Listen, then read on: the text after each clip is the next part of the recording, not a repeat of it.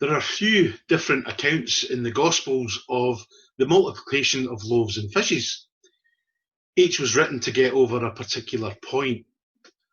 This morning, I'd like to share an imaginary account written some time ago, which I think contains the lessons of the miracle stories. It happened 2 weeks after the first miracle. The same 5,000 people gathered at the same spot because they'd heard that Jesus would be there. This time, however, many of them had brought food with them. Peter was there, and he stood up to tell them that Jesus had been delayed, but he'd be along later. They sat down to wait. The day was wearing on, and naturally they got very hungry. Those who had brought no food looked with envy at those who had. The latter, however, were too embarrassed to take out their supplies and eat in front of the others. Peter was put into a very awkward situation. He was being pestered with questions as to when Jesus was coming and whether or not there was any food to be had. Midway through the afternoon, he had an idea. The first thing he did was to lay out 7 empty baskets. Then he stood up and he spoke to the people. He said, "I know you're all getting very hungry, so am I. Hands up all those who brought food along." About 1 hand in 4 was raised, including Peter's own. Turning to those who had brought food along, he said, "What about pulling the food?" Then he gave the lead. He put his food into one of the baskets, but someone spoke up. "There's not going to be enough for everyone." Peter answered, "I'm aware of that, but if we share what we have, then everyone can have a little." "Can you multiply the loaves?" someone was heard to ask sarcastically. "No, I can't," replied Peter calmly. "But I promise you, if we share what we have, I'll see that it's given out equally."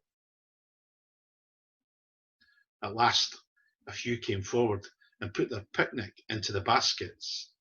The others got up and, taking their food with them, disappeared over a little hill to the east. There, they sat down and they began to eat. Peter looked at the pitiable response to his appeal and realised that the situation was hopeless. However, at that very moment, a figure was seen approaching from the west. The cry went up, "It's the Master!" And it was. At a glance, the Master took in the scene. He could see that the people were starving. "We must send them away at once," Peter said. "No," replied Jesus. "They might die in the way. Many of them have come a long distance. How much food do you have?" Peter looked into the basket and did a quick count.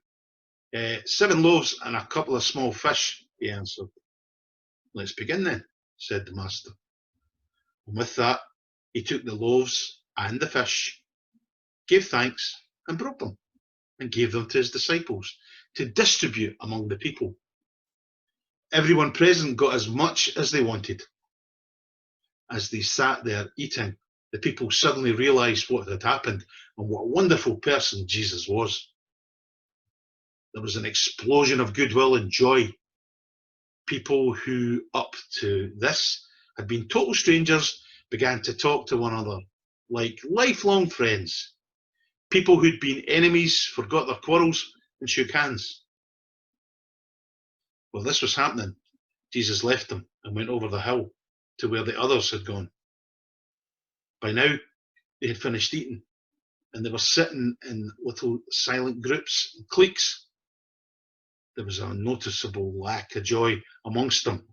And then that's not surprising, that's not surprising because selfishness puts the dampers on joy. Jesus stood there among them. They couldn't bear his eyes on them. They felt ashamed.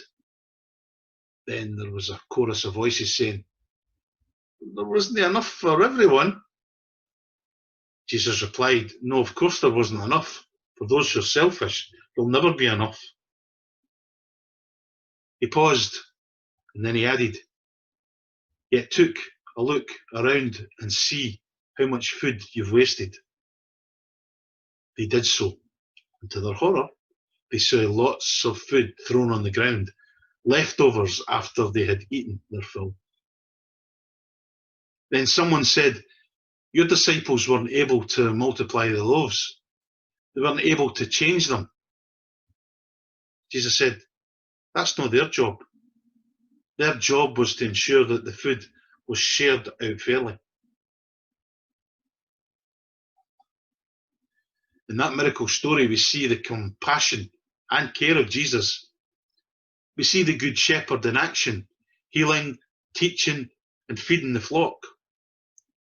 All those years ago, when Pope John Paul spoke to the young people at Murrayfield in Edinburgh, he quoted this passage from St. John's account of the feeding of the 5,000 and told how it was our patron Andrew who came forward with a mere 5 loaves and 2 fish. He told the youngsters that Jesus took all that Andrew had to offer and transformed it. But he couldn't ever have worked a miracle if he hadn't been given the 5 loaves and the 2 fish. Insignificant and paltry though it may be, and may have seemed, it was enough. The lesson for us today is the same as it was then. Our problem today is the same as it was then. It's not that we're unable to multiply the loaves, but rather that we are unwilling to share them. That's our calling as missionary disciples, to share all our resources so that everyone has enough. Simple, though not always easy.